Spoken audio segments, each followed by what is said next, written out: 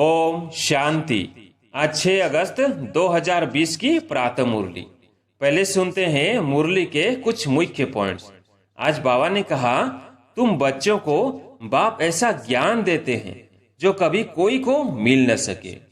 जिन्होंने शुरू से बहुत भक्ति की होगी वही अच्छी रीति धारण कर सकेंगे। यह समझना चाहिए, अगर हमारी बुद्धि में ठीक रीति धारणा नहीं होती है तो जरूर शुरू से हमने भक्ति नहीं की है। फिर आगे बाबा ने कहा, आत्मा पवित्र बनती है तो उनकी महिमा होती है। आत्मा की महिमा है तो शरीर की भी महिमा होती है। आत्मा तमो प्रधान है तो शरीर की भी महिमा नहीं।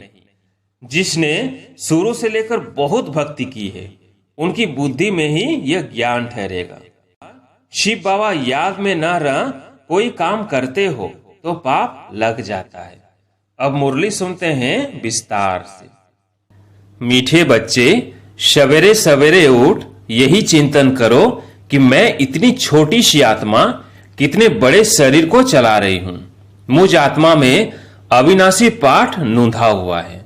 प्रश्न, शिव बाबा को कौन सी प्रैक्टिस है, कौन सी नहीं? उत्तर, आत्मा का ज्ञान रत्नों से श्रृंगार करने की प्रैक्टिस शिव बाबा को है। बाकी शरीर का श्रृंगार करने की प्रैक्टिस उन्हें नहीं, क्योंकि बाबा कहते, मुझे तो अपना शरीर है नहीं, मैं इनका शरीर भल किराए पर लेता हूं, लेकिन इस शरीर का श्रृंगार यह आत्मा स्वयं करती, मैं नहीं करता। मैं तो सदा अशरीरी हूं। गीत है, बदल जाए दुनिया न बदलेंगे हम। ओम शांति। बच्चों ने यह गीत सुना। किसने सुना? आत्मा ने इन शरीर के कानों द्वारा सुना। बच्चों को भी यह मालूम पड़ा कि आत्मा कितनी छोटी है। वो आत्मा इस शरीर में नहीं है तो शरीर कोई काम का नहीं रहता। कितनी छोटी आत्मा के आधार पर यह कितना बड़ा शरीर चलता है। दुनिया में किसको भी पता नहीं है कि आत्मा क्या चीज है जो इस रथ पर विराजमान होती है। अकाल मूर्त आत्मा का यह तख्त है। बच्चों को भी यह ज्ञान मिलता है। कितना रमणीक रहस्य युक्त है। जब कोई ऐसी रहस्ययुक्त बात सुनी जाती है तो चिंतन चलता है। तुम बच्चों का भी यही चिंतन चलता है। इतनी छोटी सी आत्मा है, इतने बड़े शरीर में। आत्मा में 84 जन्मों का पाठ नूंधा हुआ है। शरीर तो विनाश हो जाता है, बाकी आत्मा रहती है। यह बड़ी विचार की बातें हैं। सवेरे उठकर यह ख्याल करना चाहिए। बच्चों को स्मृति आई है आत्मा कितनी छोटी है। उनको अविनाशी पाठ मिला हुआ है। मैं आत्मा कितनी वंडरफुल हूं। यह नया ज्ञान है जो दुनिया में किसको भी पता नहीं है। बाप ही आकर बतलाते हैं जो सिमरण करना होता है। हम कितनी छोटी सी आत्मा कैसे पाठ बजाती है। शरीर 5 तत्वों का बनता है। बाबा को थोड़ी ही मालूम पड़ता है। शिव बाबा की आत्मा कैसे आती जाती है। ऐसे भी नहीं, सदैव इसमें रहती है। तो यही तन करना है। तुम बच्चों को बाप ऐसा ज्ञान देते हैं जो कभी कोई को मिल न सके। तुम जानते हो बरोबर यह ज्ञान इनकी आत्मा में नहीं था। और सत्संगों में ऐसी ऐसी बातों पर कोई का ख्याल नहीं रहता है। आत्मा और परमात्मा का रिंचक भी ज्ञान नहीं है। कोई भी साधु सन्यासी आदि यह थोड़ी समझते कि हम आत्मा शरीर द्वारा इनको मंत्र देती है। आत्मा शरीर द्वारा शास्त्र पढ़ती है। एक भी मनुष्य मात्र आत्म अभिमानी नहीं है। आत्मा का ज्ञान कोई को है नहीं, तो फिर बाप का ज्ञान कैसे होगा? तुम बच्चे जानते हो, हम आत्माओं को बाप कहते हैं मीठे मीठे बच्चों। तुम कितना समझदार बन रहे हो। ऐसा कोई मनुष्य नहीं जो समझे कि इस शरीर में जो आत्मा है उनको परमपिता परमात्मा बैठ पढ़ाते हैं। कितनी समझने की बातें हैं, परंतु फिर भी धंधे आदि में जाने से भूल जाते हैं। पहले तो बाप आत्मा का ज्ञान देते हैं जो कोई भी मनुष्य मात्र को नहीं है। गायन भी है ना, आत्माएं परमात्मा अलग रहे बहुकाल। हिसाब है ना, तुम बच्चे जानते हो आत्मा ही बोलती है शरीर द्वारा। आत्मा ही शरीर द्वारा अच्छे व बुरे काम करती है। बाप आकर आत्माओं को कितना गुल गुल बनाते हैं। पहले पहले तो बाप कहते हैं सवेरे सवेरे उठकर यही प्रैक्टिस व ख्याल करो कि आत्मा क्या है, जो शरीर द्वारा सुनती है। आत्मा का बाप परमपिता परमात्मा है, जिसको पतित पावन ज्ञान का सागर कहते हैं। फिर कोई मनुष्य को सुख का सागर, शांति का सागर कैसे कह सकते? क्या लक्ष्मी नारायण को कहेंगे सदैव पवित्रता का सागर? नहीं, एक बाप ही सदैव पवित्रता का सागर है। मनुष्य तो सिर्फ भक्ति मार्ग के शास्त्रों का बैठ वर्णन करते हैं, प्रैक्टिकल अनुभव नहीं है। ऐसे नहीं समझेंगे हम आत्मा इस शरीर से बाप की महिमा करते हैं। वो हमारा बहुत मीठा बाबा है, वही सुख देने वाला है। बाप कहते हैं हे आत्मा अब मेरी मत पर चलो। यह अविनाशी आत्मा को अविनाशी बाप द्वारा अविनाशी मत मिलती है। वो विनाशी शरीरधारियों को विनाशी शरीरधारियों की ही मत मिलती है। सतयुग में तो तुम यहाँ की प्रारब्ध पाते हो, वहां कभी उल्टी मत मिलती ही नहीं। अभी की श्रीमत ही अविनाशी बन जाती है, जो आधा कल्प चलती है। यह नया ज्ञान है, कितनी बुद्धि चाहिए इसको ग्रहण करने की और एक्ट में आना चाहिए। जिन्होंने शुरू से भक्ति की होगी वही अच्छी रीति धारण कर सकेंगे, यह समझना चाहिए। अगर हमारी बुद्धि में ठीक रीति धारणा नहीं होती है तो जरूर शुरू से हमने भक्ति नहीं की है। बाप कहते हैं कुछ भी नहीं समझते हो तो बाप से पूछो, क्योंकि बाप है अविनाशी सर्जन। बाप को सुप्रीम सोल भी कहा जाता है। आत्मा पवित्र बनती है तो उनकी महिमा होती है। आत्मा की महिमा है तो शरीर की भी महिमा होती है। आत्मा तमो प्रधान है तो शरीर की भी महिमा नहीं। इस समय तुम बच्चों को बहुत गुह्य बुद्धि मिलती है, आत्मा को ही मिलती है। आत्मा को कितना मीठा बनना चाहिए, सबको सुख देना चाहिए। बाबा कितना मीठा है, आत्माओं को भी बहुत मीठा बनाते हैं। आत्मा कोई भी अकर्तव्य कार्य न करे, यह प्रैक्टिस करनी है। चेक करना है कि मेरे से कोई अकर्तव्य तो नहीं होता है। शिव बाबा कभी अकर्तव्य कार्य करेंगे नहीं, वो आते ही हैं उत्तम से उत्तम कल्याणकारी कार्य करने, सबको सदगति देते हैं। तो जो बाप कर्तव्य करते हैं बच्चों को भी ऐसा कर्तव्य करना चाहिए, यह भी समझाया है। जिसने शुरू से लेकर बहुत भक्ति की है उनकी बुद्धि में ही यह ज्ञान ठहरेगा। अभी भी देवताओं के ढेर भक्त हैं, अपना सिर देने के लिए भी तैयार रहते हैं। बहुत भक्ति करने वालों के पिछाड़ी कम भक्ति करने वाले लटकते रहते हैं, उनकी महिमा गाते हैं। उनका तो स्थूल में सब देखने में आता है, यहाँ तुम हो गुप्त। तुम्हारी बुद्धि में सृष्टि के आदि मध्य अंत का सारा ज्ञान है, यह भी बच्चों को मालूम है।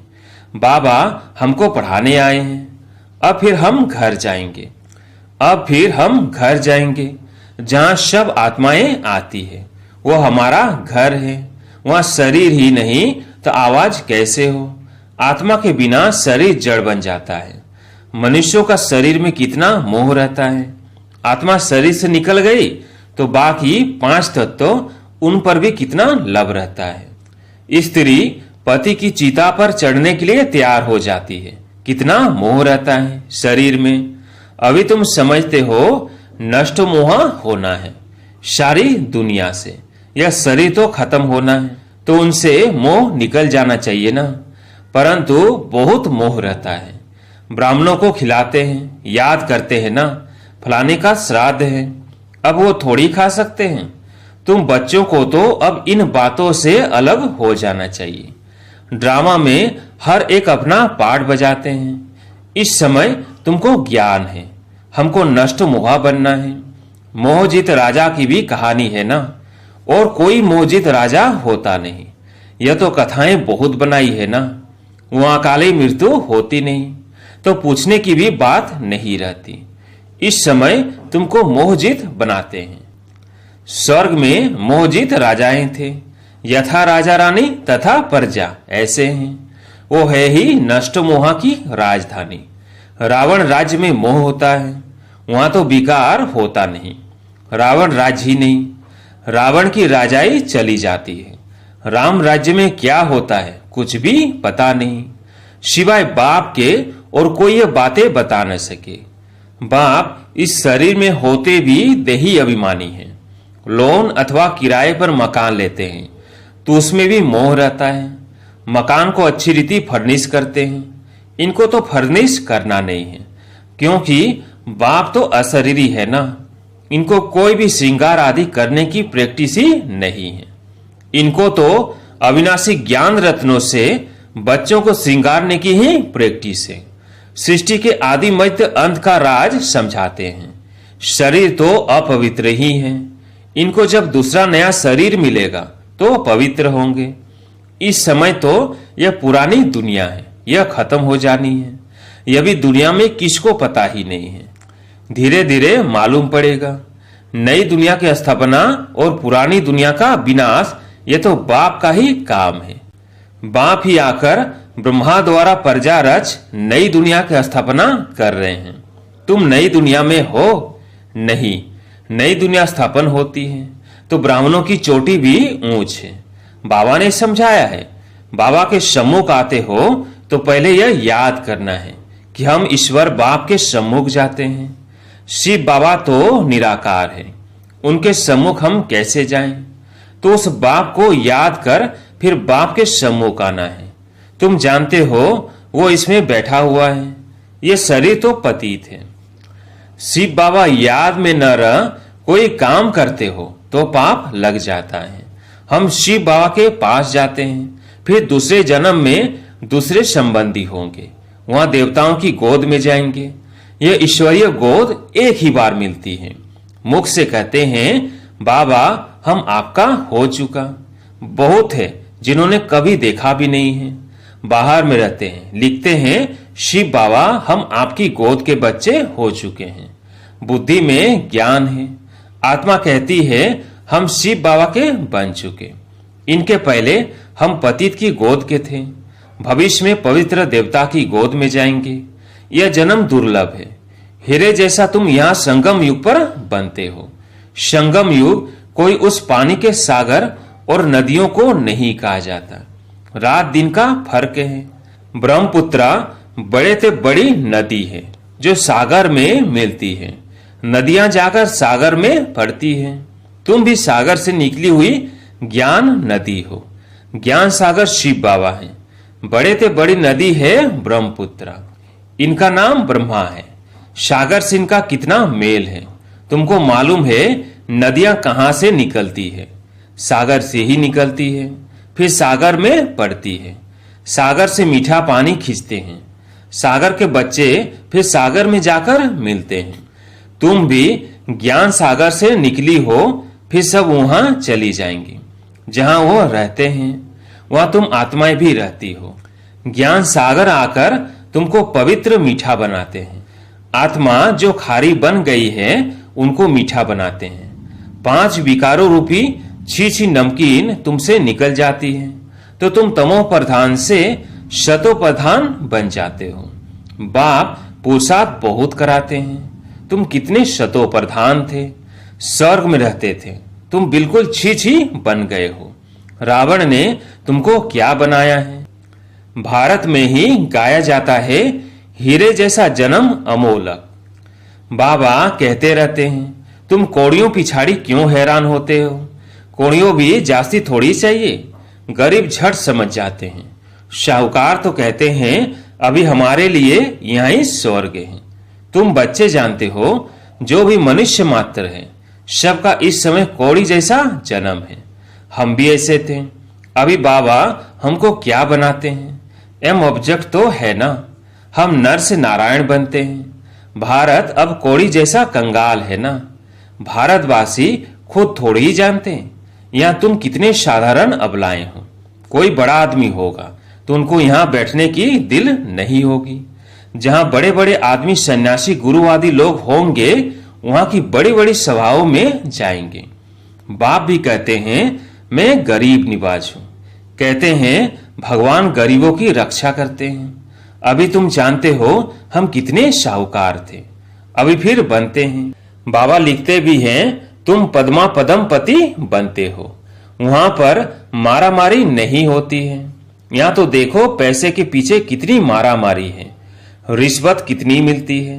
पैसे तो मनुष्यों को चाहिए ना। तुम बच्चे जानते हो बाबा हमारा खजाना भरपूर कर देते हैं।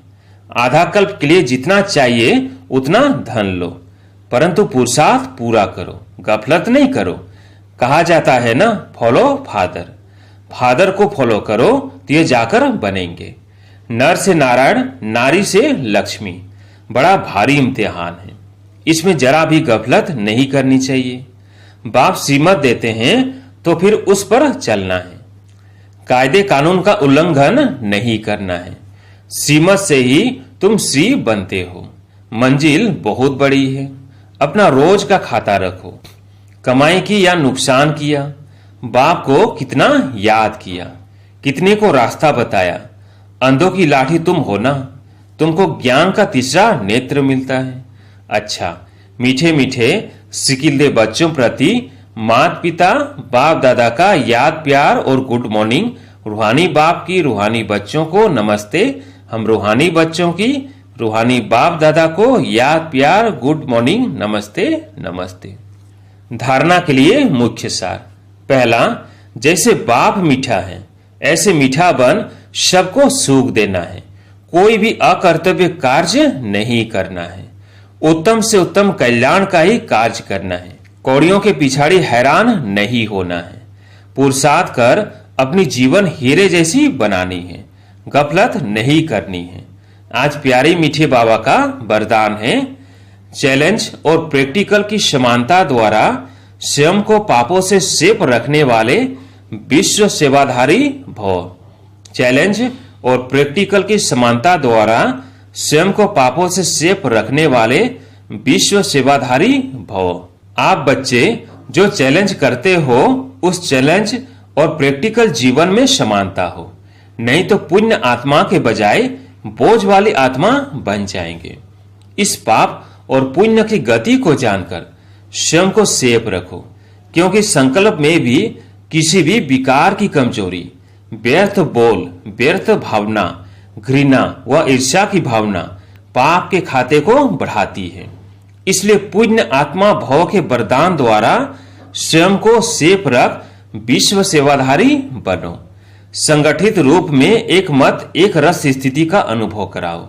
स्लोगन, पवित्रता की क्षमा चारों ओर जलाओ तो बाप को सहज देख सकेंगे। अच्छा, ओम शांति।